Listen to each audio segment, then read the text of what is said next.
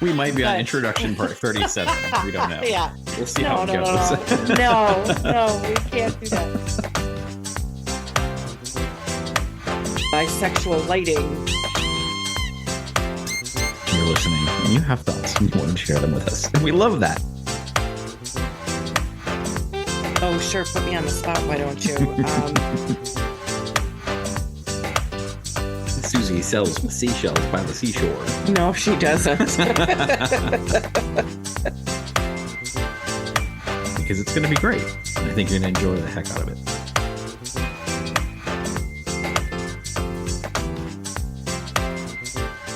Welcome, everybody, to Writing Out Loud. Just kidding. Welcome, everybody. Sometime I think you should leave some of these intros in that were mistakes and us laughing because you know what? It's enjoyable. It is enjoyable. Welcome, everybody, to Write Out Loud. That's the name of this podcast, and it's the one that you chose to listen to, so I should probably get the name right. My name's Matt Kassam, and this is... Tina. Tina.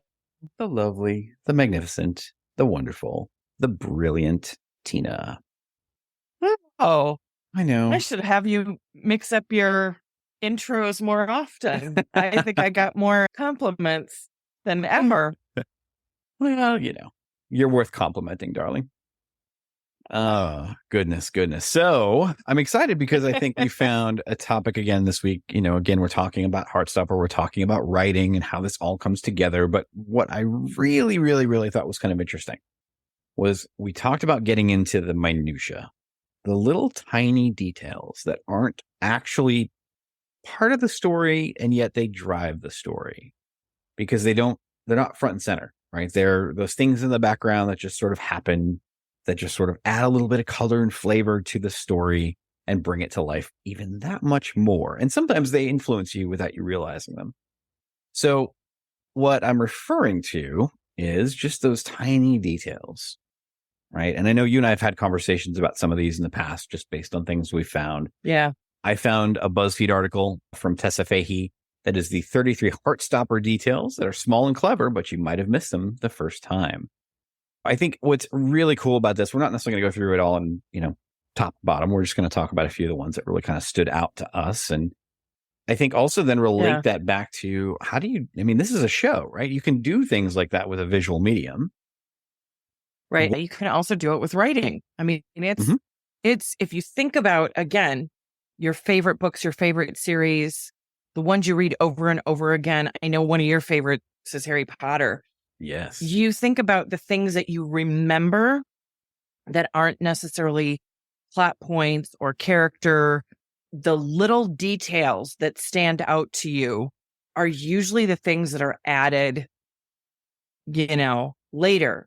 But the little details are really just the little cursive thing at the end of a sentence, just the little flourish, calligraphy, what have you. It's what makes it stand out to the reader. It's the confetti at the party. And like I said, your favorite, it's the what? The confetti at the party. Yes. Right? The pop of the champagne cork. Yep.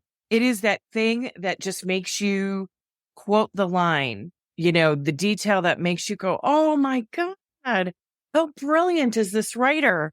It's so funny that, we should bring this up because I had an edit over the weekend that we got to chatting about one particular thing, and that was the hero's nickname for the heroine. And she let it there. It happened.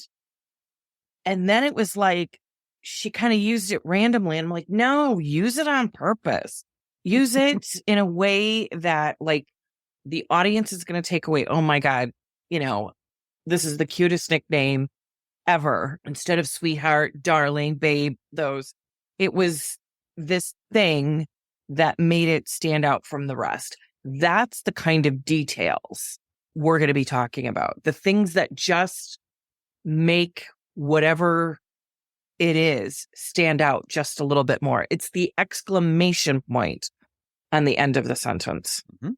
Absolutely. I love it. Yeah. One of the things you had sent to me, and this is actually number one on the list, the tree on the Truum school uniform, right, actually Yeah. blossoms as the seasons Yep. change and as their romance kind of blossoms, which is a really fun little detail, right? And again, it just kind of draws your attention Yeah. without even realizing it that it's doing that, Yeah. and just kind of makes that feel a little bit more like you're watching everything grow. Yes. And the thing is that I think I read it on Tumblr somewhere. Someone said, "Hey, anybody notice this?" And then, upon one of my other rewatchings, I did take note of it. And again, it's one of those flourishes that if you miss it, it's not a big deal. It's not going to affect anything in the story. Mhm. But when you know about it, it makes the story that much fuller. Mhm. And I was looking through your 33 list, and the number 2 right after it is that in the tree picture, the patch, it has spades. Mhm. But during the fantasy sequence, Charlie's fantasy with Nick, it turns to hearts. I mean, how clever is that? Yeah. How clever is that? Yes. It makes me think of, these aren't the things. Now, I haven't looked through the entire list, but That's I okay. can imagine just even kind of paging through it. These weren't things that were generally written into the script. These were things that happened afterward, either with the cinematographer, the set designer, the costume designer. Probably the costume designer's like, "Hey, I got this idea," That's why, specifically with this type of writing, television movies, it really is a collaboration. It starts with the script, but it finishes with all of the other co-creators within that. In a way, that's partially true with a book. It is a solitary endeavor, but the way I work with my clients, and I've got to imagine this way with other editors, there are things that we notice that maybe the writer didn't notice because they're too close to the work. Mhm.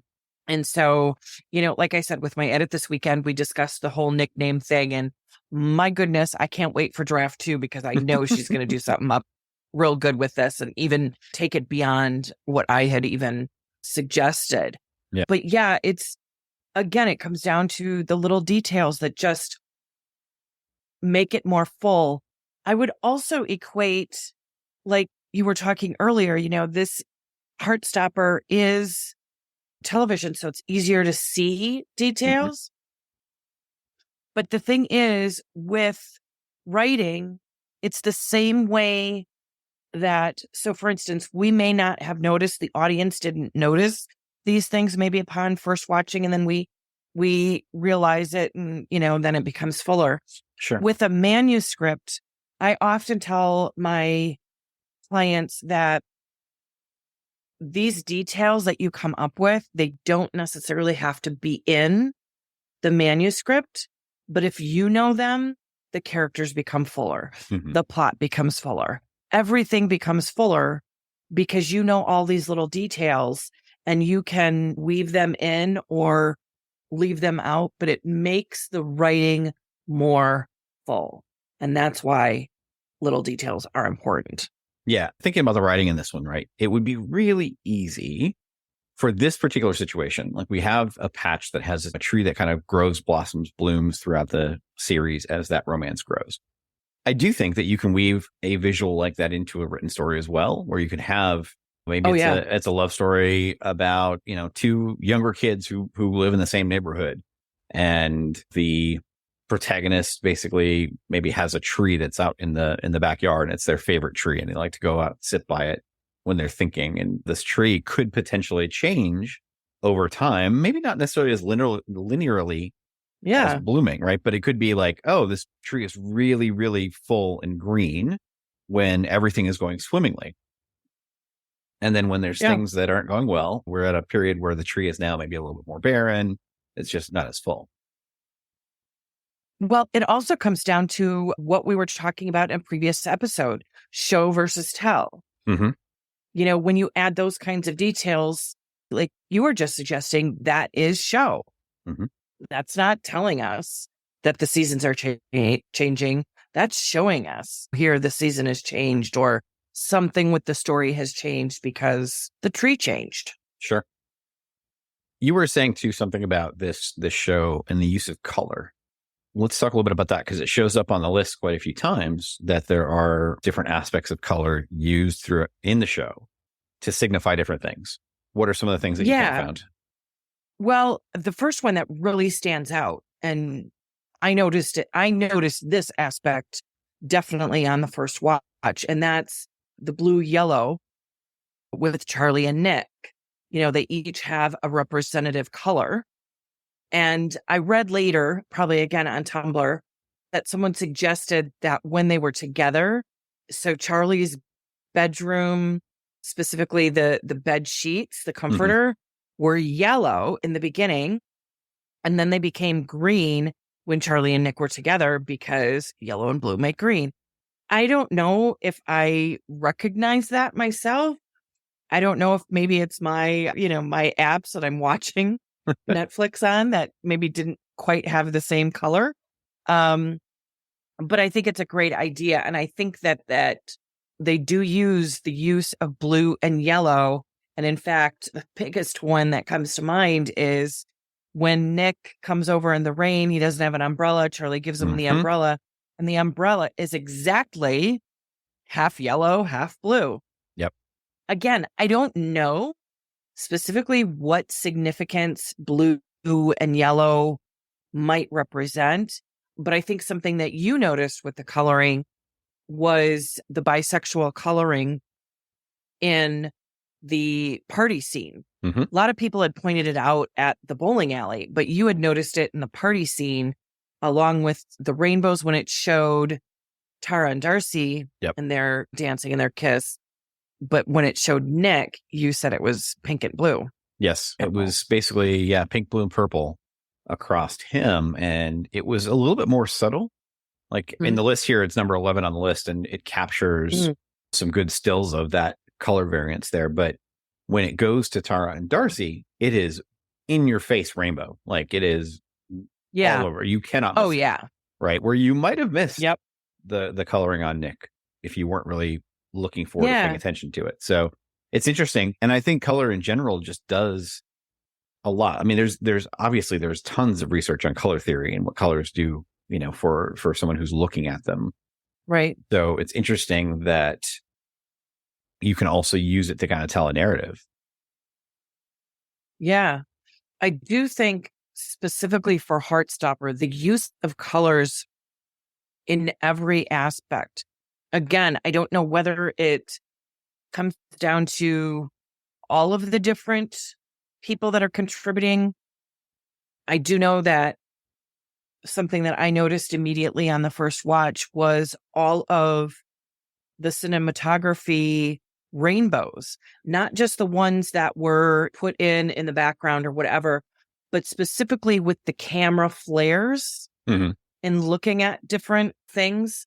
And the rainbows that were showing up, all of that really contributes to the story. And again, I don't know if that was something that was written into the script, but I've got to imagine it wasn't. And that because all of the people that were working on Heartstopper are LGBTQ plus positive.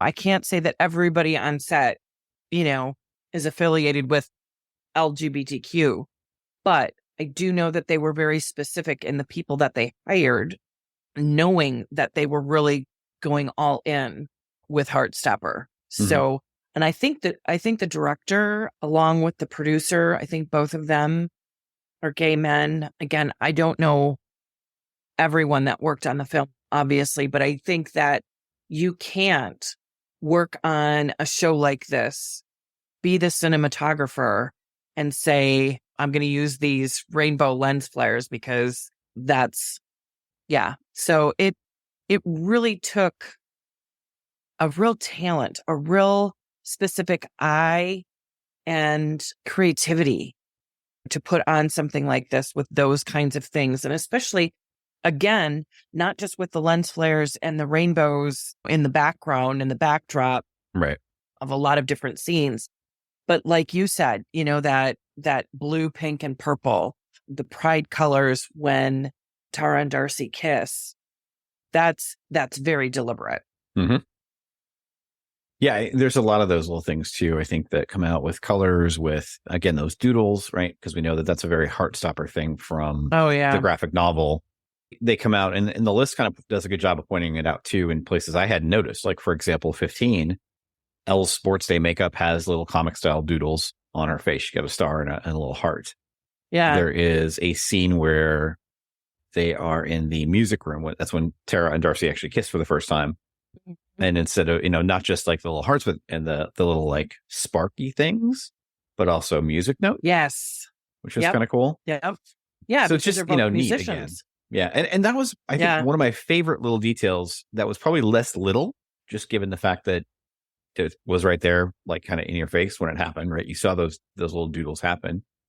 But like, for example, when Nick first really wants to hold Charlie's hand, really badly wants to hold his hand, and every time he gets close, it's just like that. I mean, it's tactile. Like, you can absolutely feel it as the person watching the show, because you've been there before. You can relate to that. Like, I know that feeling where I'm like, I want so badly, but I can't. Yep. I was just going to say that. It's palpable. Yes. And you're like, ooh, I can literally feel the heat. Yep. And the excitement of that. Ooh, I really want to hold her hand. And Yep. Yeah, I loved all of those. I did notice I got the movie tie-in comic because that's what was available here in the US right away. And I did notice in the back, they have a few pages from the script, and she actually calls those Heartstopper moments. And then she'll describe it. So that was actually written into the script. Okay, that's cool. That was actually written into the script. Yeah. And that actually really did translate well from the comic to screen. So that was something that they did really, really well. Yeah, that's awesome. What are some other things that you noticed from that list that were really obscure? I mean, I think there's a couple of them. I think, number 26, Elle wears some outfits that are light blue, light pink, and white, like the trans flag. I can't say that I noticed that as much personally, but like reflecting on it and kind of thinking about some of the scenes that I do remember. I do, but I like too that there were two different scenes where there are butterflies, and I didn't know this. So this is something new, that I learned, but butterflies are symbols for the trans community. And so I thought that was I didn't know that either. Very, very interesting. Yeah. Like in the classroom, there's two gigantic butterflies that are on a big sheet of paper. And then there's some little ones in the window as well, like kind of totally covering that window. And again, hues of like pink and blue and, Yeah. It's interesting because I did notice the trans flag colors, but that's just because I knew the colors of the trans flag and some of that stuff. I did not know about the butterflies. I had noticed the butterflies, but I thought of that as more as transformation because I saw Ellie and Tao's relationship more as an evolution thing. It wasn't something that started from the very beginning or anything like that, or what some people call a slow burn. Yeah. Friendship into a little bit more of a romance. So I think I attributed the butterflies to that, but I love that has that dynamic of trans representation. That's wonderful. Yeah, it's really, really cool. I also think when we first started talking about this and then into prior to recording this, one of the things that I mentioned was like, we should talk about, as we did with the first couple of them, like, how do you bring that to life in writing? How do you do that when it's not a visual medium? But I actually think it is much easier than I considered it to be, because I think you can have it would almost seem like a throwaway line in the book that Elle put on her pink blazer and started to walk towards the school. Her favorite denim overalls. We have history there. Yeah. But her favorite denim overalls, being blue, just being able to kind of have, like, obviously you're going to do it much more eloquently than that, but you can call out those types of little details without making it seem obvious. Yes. And the thing is, what I would recommend from my editorial perspective, you're not going to find those details most likely in the first draft. Mhm. You're still figuring out the story in the first draft. You're still figuring out character aspects. Some of the writers I work with call it layering. They've got to come back and layer, add those details, add the things. So those kinds of details are going to be more easily worked in the second or even in the third draft. I know a lot of people are like, one draft, let's fix the grammar and let's go. I do not ascribe to that. I am definitely I think you really need to have a minimum of 3 drafts before you can honestly say you really put out your best work.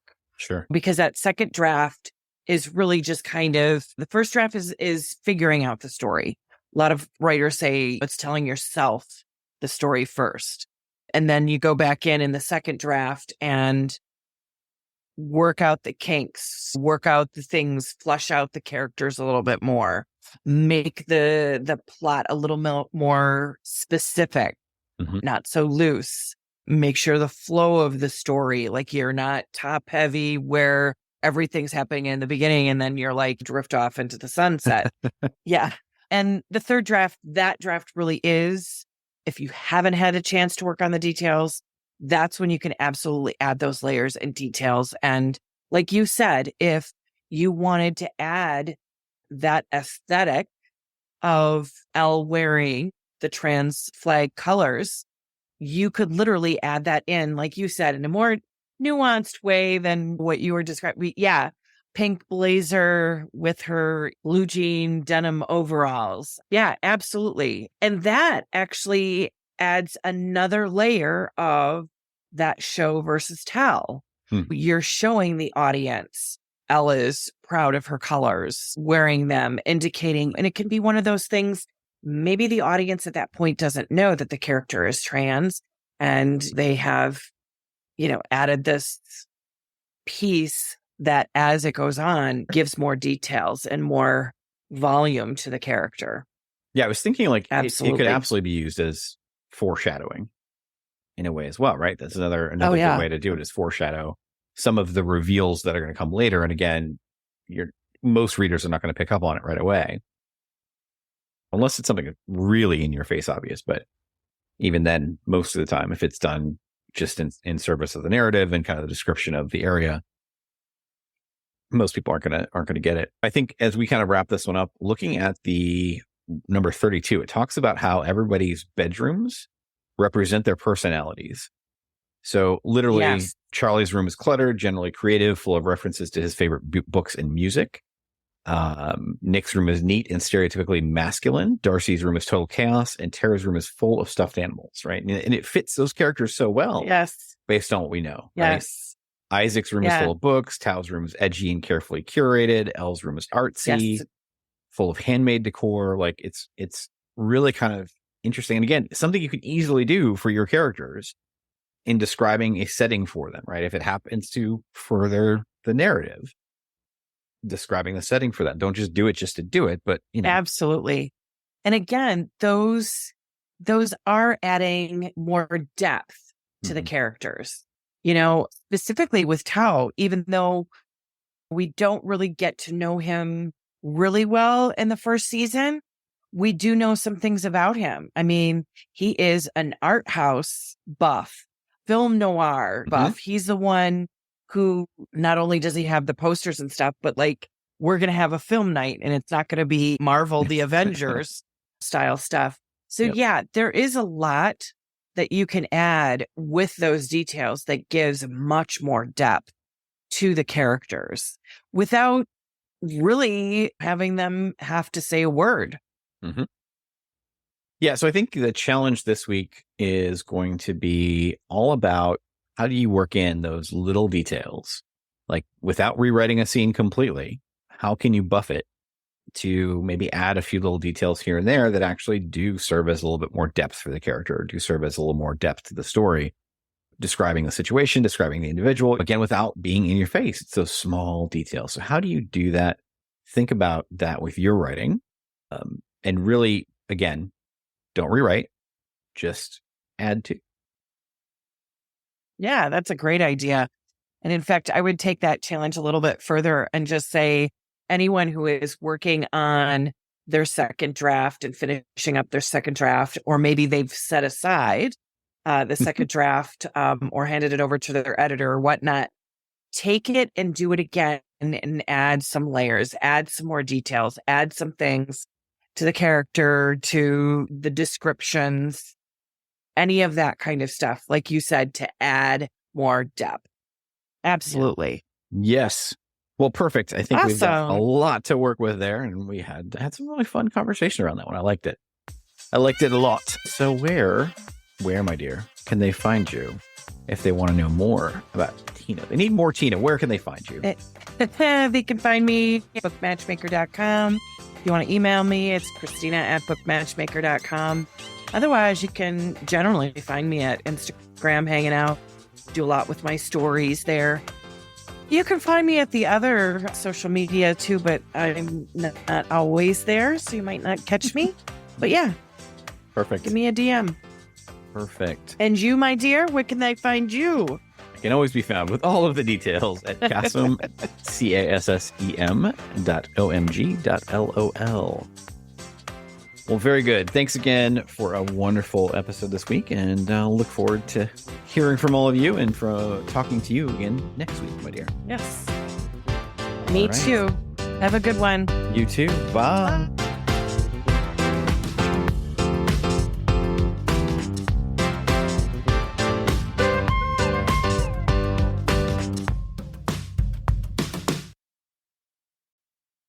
Hey, thanks so much for listening to the podcast. We really hope that you're enjoying every bit of it, but we would love to hear your feedback. Drop us an email either to matt@writeoutloudpod.com or Christina@bookmatchmaker.com. We would love to hear your thoughts. What's working, what's not working, and what do you want to hear more of? Thanks so much. We really appreciate it.